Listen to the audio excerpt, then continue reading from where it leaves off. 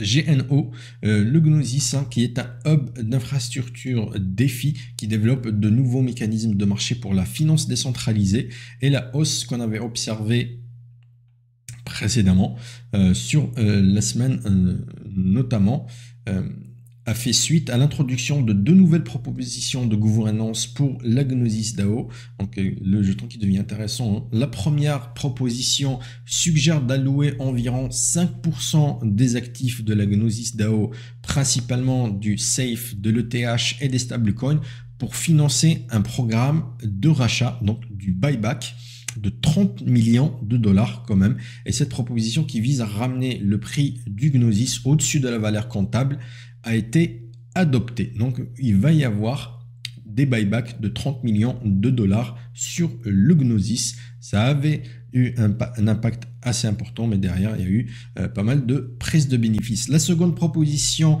contribue à un investissement de 20 millions de dollars dans le nouveau fonds Gnosis VC. Le fonds déploiera des fonds dans des projets en phase de démarrage conformément à la thèse existante de Gnosis 3, en mettant l'accent sur les RWA, donc la tokenisation Real World Asset, le DePIN, donc tout ce qui est infrastructure crypto-monnaie, et les rails de paiement financier en tant que thématique cible.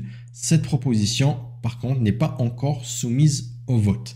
Donc ici, on a déjà cette actualité sur ces propositions, un important buyback des crypto-monnaies sur Gnosis, et deuxièmement, un fonds d'investissement. Ce que je vous demande de retenir ici, c'est que Gnosis eux-mêmes, hein, c'est les thématiques qu'ils ont sélectionnées. Bon, ils vont investir 20 millions, c'est très bien. Je vous demanderai de retenir ça. C'est déjà des thématiques dont on parle depuis un moment, et ça conforte les thématiques qui pourraient profiter du prochain bull run, tout ce qui est RWA, donc tokenisation, tout ce qui est DePIN, donc infrastructure, et tout ce qui est paiement financier. Trois thématiques très intéressantes relevées par Gnosis que vous aussi auxquelles vous devriez aussi vous intéresser.